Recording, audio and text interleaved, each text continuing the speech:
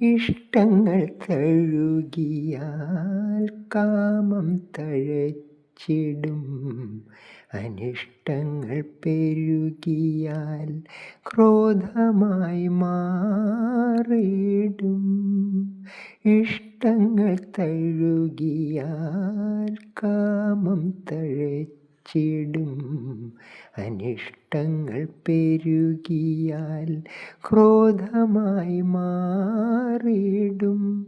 ഇവ രണ്ടും